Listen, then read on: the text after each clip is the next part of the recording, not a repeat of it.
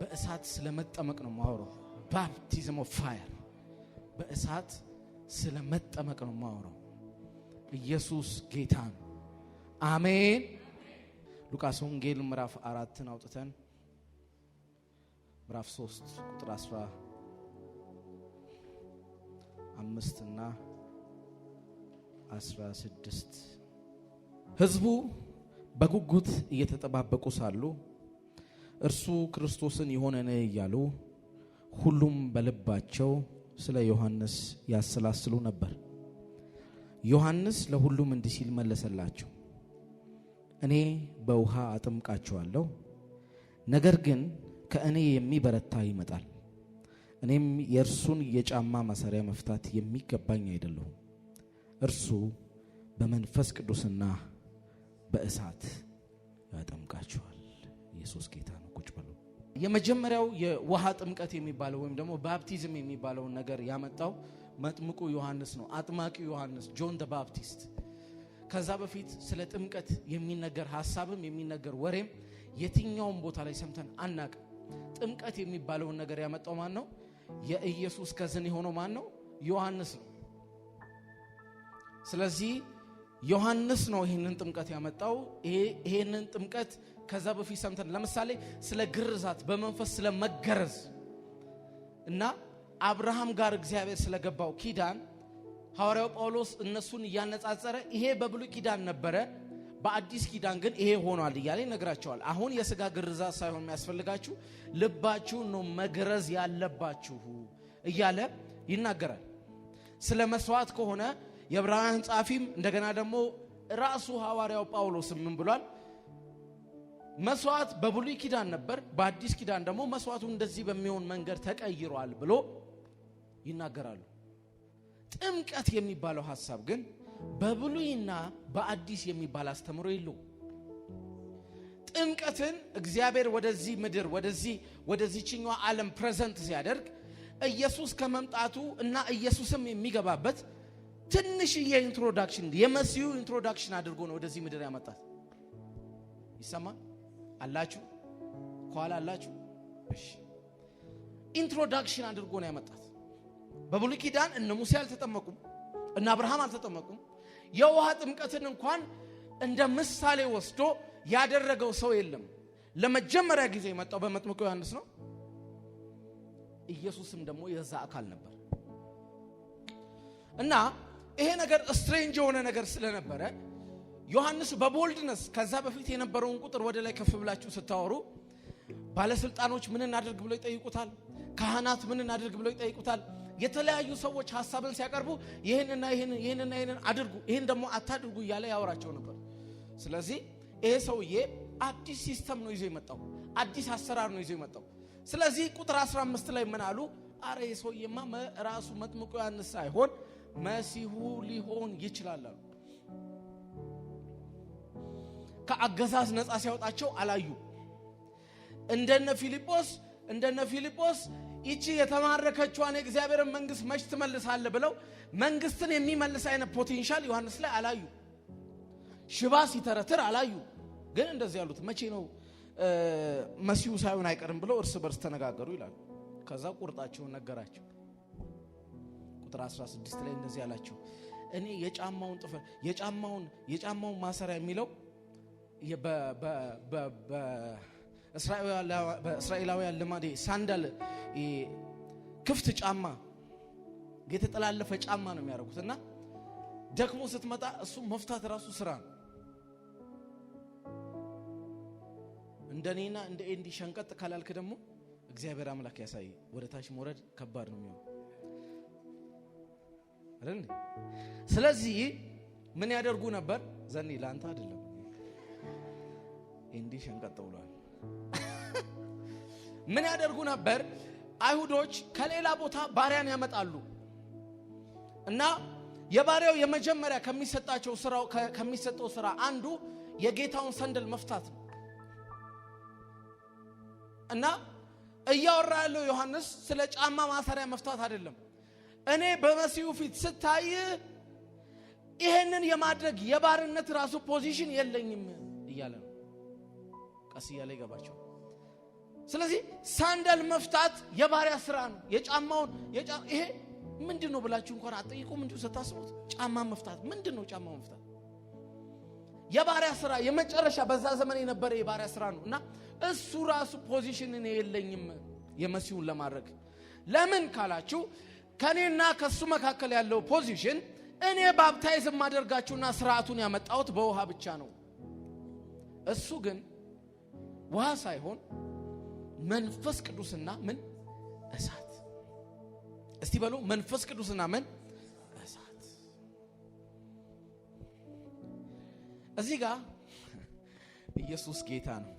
ክብር ለኢየሱስ ይሁን። ለናገር አይደል አላችሁ እሳት ይመጣባችኋል አይደለም ያለው፣ በእሳት ትጠመቃላችሁ ነው ያለው። ምንድነው በእሳት መጠመቅ? መጽሐፍ ቅዱስ ነው አይደል? ምናጠ ነው አላችሁ? ስለዚህ እሳት እያለን ስንጸልይ እዚህ ጋር መጥምቁ ዮሐንስ የተናገረው እሳት ምን አይነት ነው? እሳት የሚወርድ እሳት ነው ወይ? እኛ ላይ የሚፈስ እሳት ነው ወይ? እኛ ላይ መጥቶ የሚያጥለቀልቀን እሳት ነው ወይስ ምንድነው እያለ ያለው? ወይስ ልክ በውሃ ገብተው እንደሚወጡ አማኞች በእሳት ውስጥ ገብተው ይወጣሉ ነው እያለ ያለው የሚለው ማወቅ አለብን። ክብር ለኢየሱስ ይሁን። አራ አሜን በሉስት። ኢየሱስ ሊሄድ ሲል ስለዚህ እሳት ሲናገር መንፈስ ቅዱስን ትቀበላላችሁ ብሏል። you will receive this fire and power። ዮሐንስ ግን ያለው መሲሁ ሲመጣ በእሳት ምን ትላላችሁ ነው ያለው? ትጠመቃላችሁ። another realm will be open for you። ለናንተ የምትጠመቁበት ሌላ ዓለም ይከፈትላችኋል። አልገባችሁ? ምንድነው እሳት? ክብር ለኢየሱስ ይሁን። ቶሎ እናነባለን። ሳያችሁ አሜንም የለም። እኔ ሮብ ነው እንዳስተምር ጌታ የተናገረኝ ማለት ለዚህ ነው። ዘሌዋውያን 9:23 እና 24 ከዚህ በኋላ ሙሴ አሮን ወደ መገናኛው ድንኳን ገቡ። እሺ። ከዛም ሲወጡ ሕዝቡን ባረኩ። እሺ። የእግዚአብሔርም ክብር ለሕዝቡ ሁሉ ተገለጠ። እሺ። እሳት ከእግዚአብሔር ዘንድ ወጥቶ በመሠዊያው ላይ የነበረውን በላ። እሺ። ሕዝቡም ሁሉ ይህንን ባዩ ጊዜ እልል አሉ። ክብር ለኢየሱስ ይሁን። ይሄ የሚናገረው እሳት ዮሐንስ የሚናገረው እሳት እንግዳ እሳት አይደለም። በብሉይ ኪዳን ዘመን የሚታወቅ እሳት ነው። የመጀመሪያው የዚህ እሳት ፈንክሽን ምን ያደርግ ነበር? የቀረበ መስዋዕትን በሙሉ እየመጣ ምን ይል ነበር? ይበላ ነበር። ኢየሱስ ጌታ ነው። የሚገባ ለእግዚአብሔር ደስ የሚያሰኝ መስዋዕት መሆኑን ማወቅ ከፈለጋችሁ ከሰማይ እሳት ይመጣና ያንን መስዋዕት ምን ይለው ነበር? ይበላው ነበር። ለዛ ነው ይሄንን ሲያደርጉ ይላል ሕዝቡ በሙሉ ምን አሉ ይላል? እልል አሉ። ተቀብሎታል መስዋዕታችንን እያሉ ነው ማለት ነው። ስለዚህ የሚቀርብን መስዋዕት የሚበላ ነገር ነበረ እሳት። ከዛስ ሶርሱ ደግሞ ከየት እንደመጣ አይታወቅም። ሊትራል እሳት መጥቶ በልቶ ሲሄድ ታያለ። ጂሰስ ኢዝ ሎርድ። ክብር ለኢየሱስ ይሁን። አሜን በሉ እስቲ። ለዛ ነው አሁን አለ ኢየሱስ ሲነግራቸው እናንተ ጠብቁ፣ ቁጭ በሉ። ሕያው መስዋዕት ለመሆን ራሳቸውን እያዘጋጁ ነበር። ጠብቁ በኢየሩሳሌም ኃይል እስክትቀበሉ፣ የተማራችሁትን ነገር ያሰላሰላችሁ ጠብቁ አለና ይሄ እሳት እንደለመደው መስዋዕት ሊበላ መጣ። አሁን የቀረበው መስዋዕት ግን የበግና የፍየል ስጋ ሳይሆን ጴጥሮስ ነው። አሁን የቀረበው መስዋዕት ዮሐንስ ነው። አሁን የቀረበው መስዋዕት ማርያም ነች። ኢየሱስ ጌታ ነው። ሲያይ ለካ ኢየሱስ ከሄደ በኋላ መስዋዕት ተቀይሯል። የሚቀርበው መስዋዕት ለካ ስጋ አይደለም። ተጠቀምብኝ ብሎ ራሱን ፕሬዘንት የሚያደርግ ሰው ሲያገኝ ይሄ እሳት ይመጣና በልቶ አይደለም የሚሄደው፣ እዛው ይቀመጥበታል። ኢየሱስ ጌታ ነው። ስሙኝ በደንብ። ክብር ለኢየሱስ ይሁን። ስለዚህ መስዋዕት ለመሆን ራሳቸው ሬዲ እያደረጉ ነበር።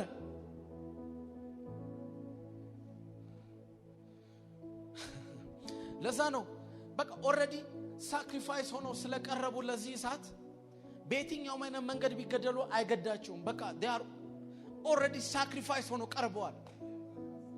እሳቱ ሲመጣ ነው የለያቸው።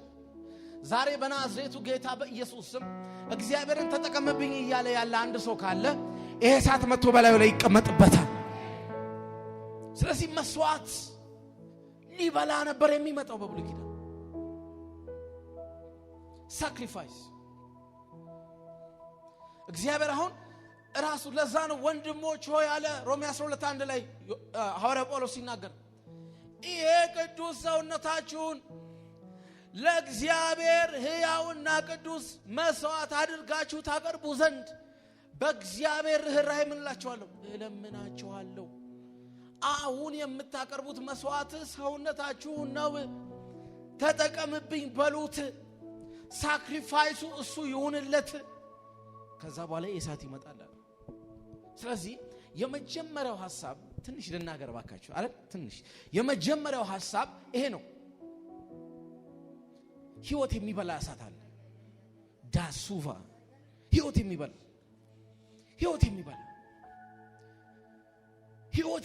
እሳት አለ። ሕይወት ሲያይ ለሰማያዊ ዓላማ ዝም ብሎ ሕይወትን መጥቶ ቅርጭምጭምጭም አድርጎ የሚበላ እሳት አለ። እኔ እንደ አይነት እሳት ነው የምፈልገው። የሚወርስ እሳት ማለት ነው። ኢመርስ የሚያደርግ እሳት፣ ለራስ ፕላን እንዳይኖር የሚያደርግ እሳት፣ ለራስ እቅድ እንዳይኖር የሚያደርግ እሳት፣ ዘመንን በሙሉ ለሱ እንድትኖር የሚያደርግ እሳት።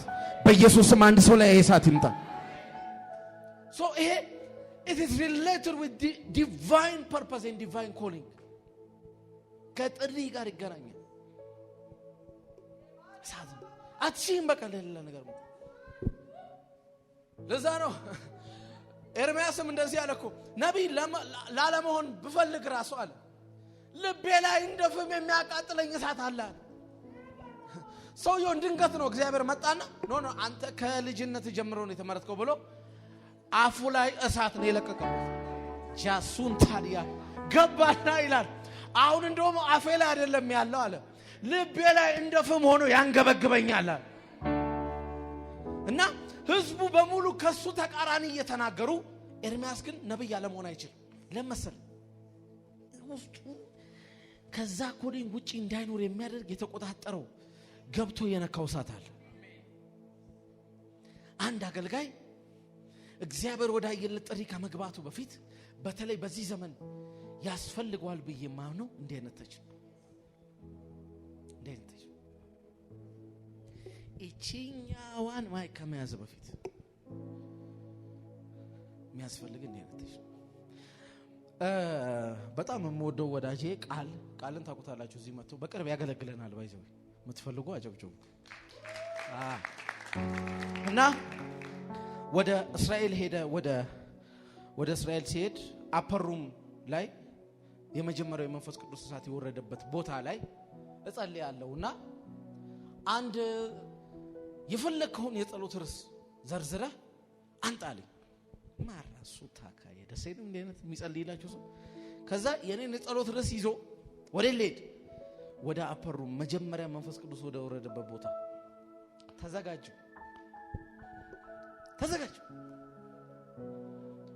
ከዛ ለመጻፍ ፕላን አድርጌ ትዝ ይለኛል ማክሰኞ ቀን ነው ልሰጠው። ከዛ መጀመሪያ ፖስቷ ላይ በደንብ አድርጌ ጻፍኩኝ፣ ስሜን ጻፍኩ እና አድራሻው ራሱ ጽፍ to the God of Israel ነው ያልኩት።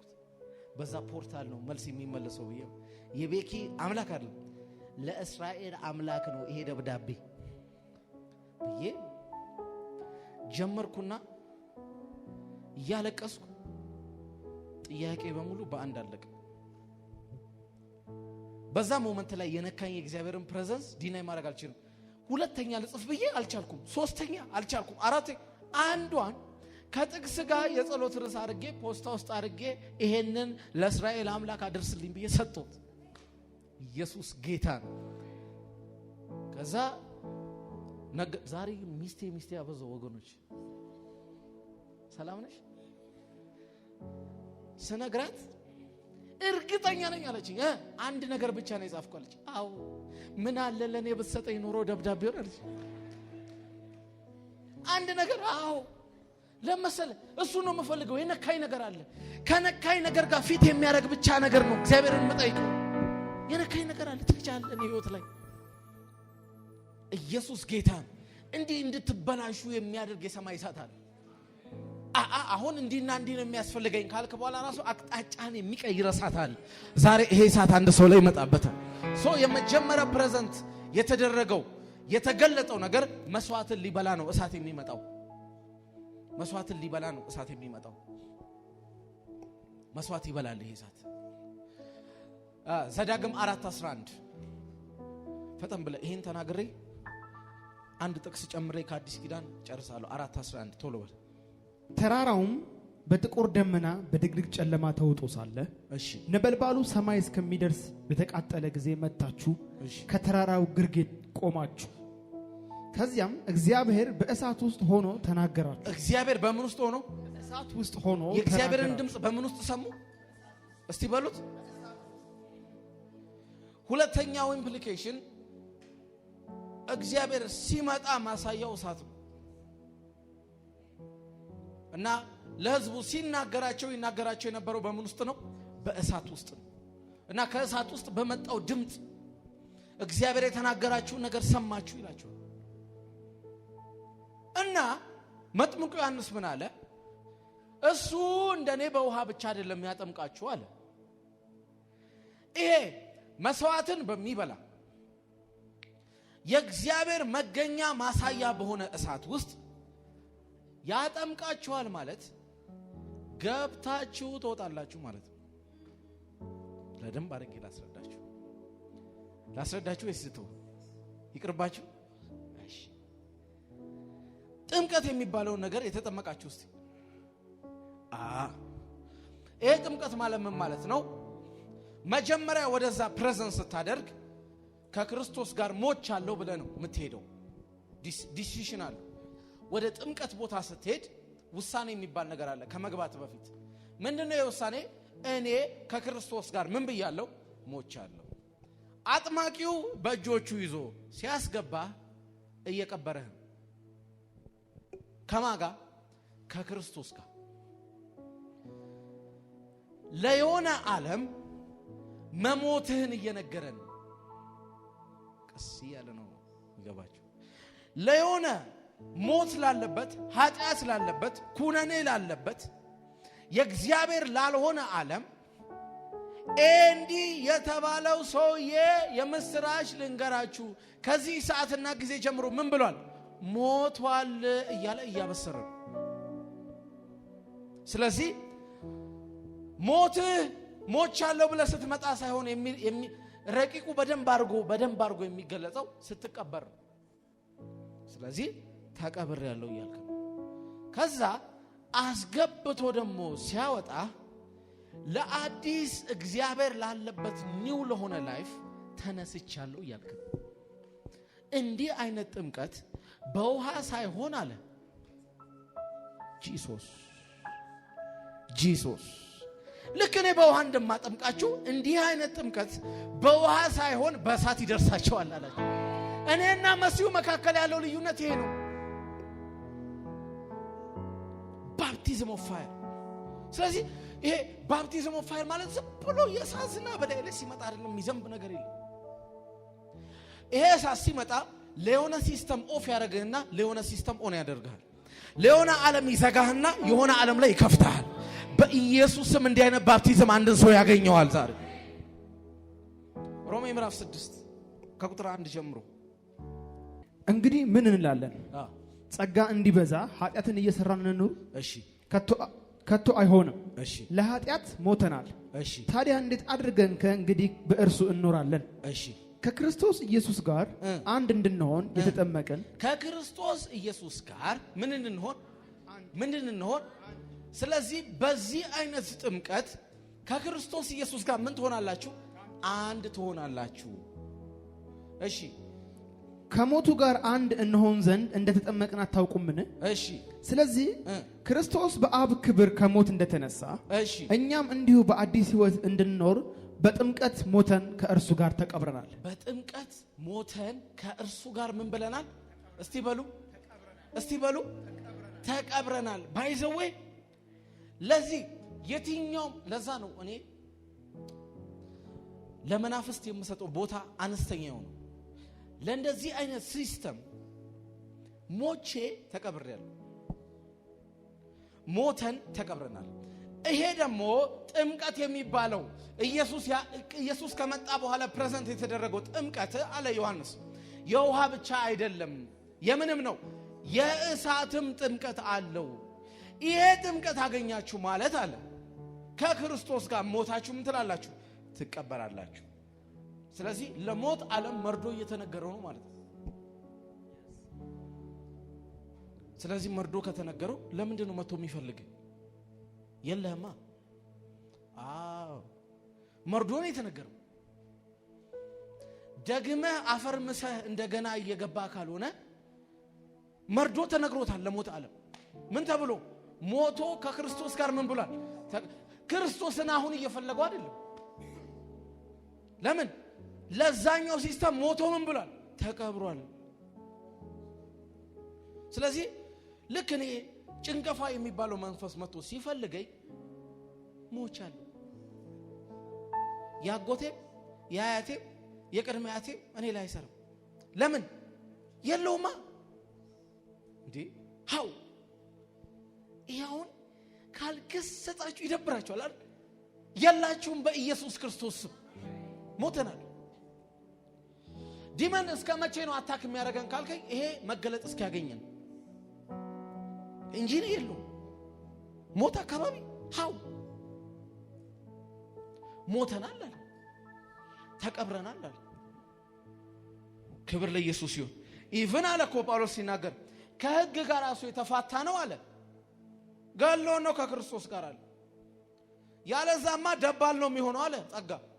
ጸጋ ደባል ከሚሆን አለ እኛ ለሕግ እንደሞትን ከክርስቶስ ጋር ሞቶ አሳየልን አለ። ስለዚህ አሁን ሕግ መጥቶ አድርግና አታድርግ የሚባለውን ነገር ሲነግረን አለ የለሁም፣ አልተጋባሁም ከሕግ ጋር። ለሕግ ሲያየኝ እኔን ሞቻለሁ። ማዲቮስካ ዳልቬኒያሞ ስለ ግሬስ ስለ ሳልቬሽን ስላለበት ስለዚህ ግሬስ አንድ ቀን እንማራለን። ጌታ እስኪናገረኝ ነው የምጠብቀው። ሞተናል። ሕግ መጥቶ ለዛ እኔ አለ ጳውሎስ ቆላስይስ ሲናገር ብላ አትብላ አድርግ አታድርግ የሚባል ሕግ አለ እኔ ላይ አይሰራም። ገቨርን የሚያደርገን ነገር የለም። ሞተን ተቀብረናል። ቀጥል። ከዛስ በሞቱ ከእርሱ ጋር እንደዚህ ከተባበርን በትንሣኤው ደግሞ በእርግጥ ከእርሱ ጋር እንተባበራለን። በሞቱ እንዲህ ከተባበርን በትንሣኤውም ደግሞ ከማን ጋር እንተባበራለን? ከእሱ ጋር እንተባበራለን። ቀጥል። ከእንግዲህ የኃጢአት ባሮች እንዳንሆን የኃጢአት ሰውነት እንዲሻር አሮጌ ሰዋችን ከእርሱ ጋር እንደተሰቀለ እናውቃለን። እሺ፣ ምክንያቱም የሞተ ከኃጢአት ነፃ ወጥቷል። ክብር ለኢየሱስ ይሁን። አሜን። ለዛ ነው እነ ጳውሎስ በአንዳንድ መንደሮች እያለፉ ቼክ ያደርጋሉ። ምንድነው ቼክ የሚያደርጉት? እነዚህ ሰዎች በውሃ ብቻ ነው እንደ የተጠመቁት ብለው ቼክ ያደርጋሉ። there is another baptism፣ ሌላ የሚያስፈልጋቸው ጥምቀት። ለዛ ነው ይጠይቃቸዋል። እናንተ በመንፈስ ቅዱስ ተቀበላችኋል ሲላቸው አረ እንዳለ እንኳን አልሰማንም ይሉታል። ሌላ አይነት ባፕቲዝም አለ፣ ውሰድ። እጅ የጫነ ውሰድ፣ እጅ የጫነ ውሰድ። በልሳን ይናገራሉ። ከዛስ ትንቢትን ምን እያደረገ ነው ማለት ነው? እያስገባ ሲያስወጣቸው የሆነ ዓለም እየከፈተላቸው። ዓለም ነው የሚከፈተው በጥምቀት ውስጥ። ባፕቲዝም ይሄ ነው።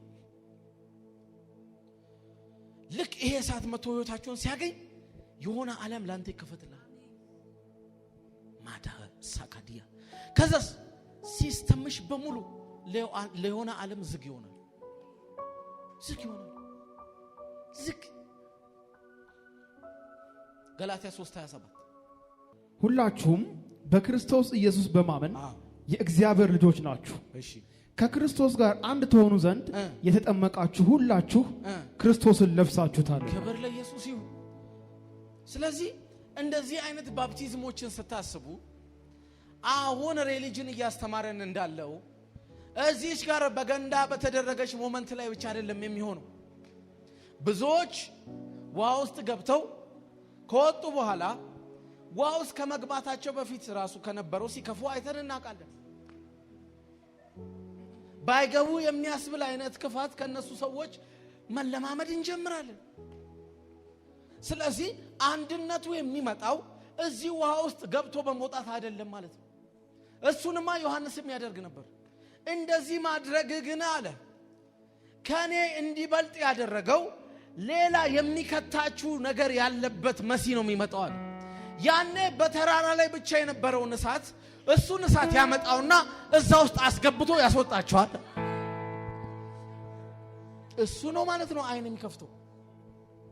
እሱ ነው ማለት ነው መመሳሰላችንን የሚያመጣው።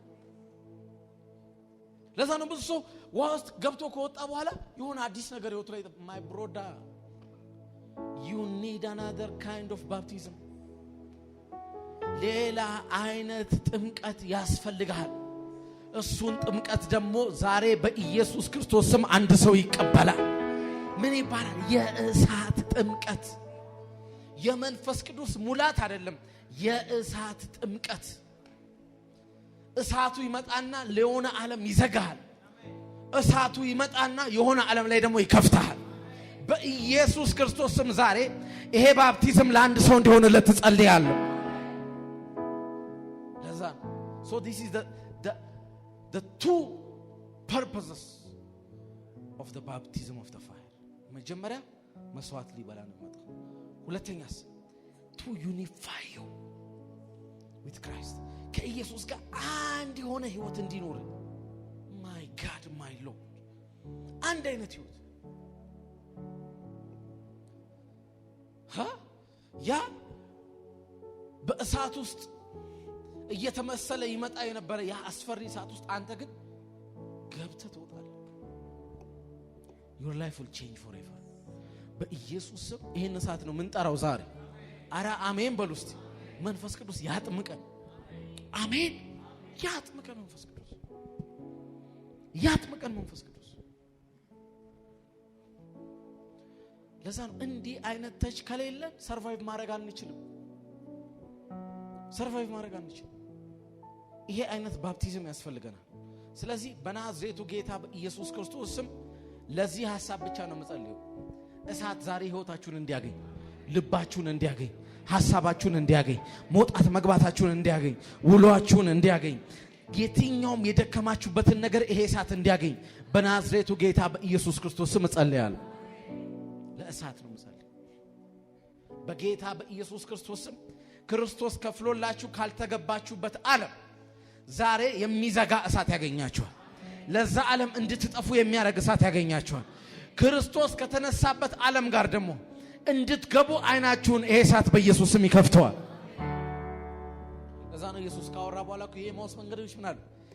ለዛ ነው ለካ ልባችን ሲቃጠልብን የነበረው አሉ። ቃጠል ነበር ልባችን እኮ ይሄ ሰውዬ ሲያወራ በርን ያደረገ ነበር ልባችን። ለካ መሲሁ ነው አለ። he's the fire igniter በኢየሱስ ስም ይሄ እሳት ዛሬ አንድ ሰው ላይ በጌታ በኢየሱስ ክርስቶስ ስም ይመጣበታል። ለዛ ነው የኢየሱስ ጥምቀት በዛ ዘመን ከነበሩ የአይሁድ ጥምቀቶች በሙሉ የተለየው። ተጠምቀው ካለቀ በኋላ ኢየሱስ ግን ሲገባ ይላል ገብቶ ሲወጣ ሌላ ሬልም ተከፈተ ይላል። ይሄኛው መሲህ የሚኖረው በአንድ ሬልም ላይ ብቻ አይደለም፣ ሌላ ዓለም ተከፈተ ይላል። ሰማያት ተከፈቱ ይላል።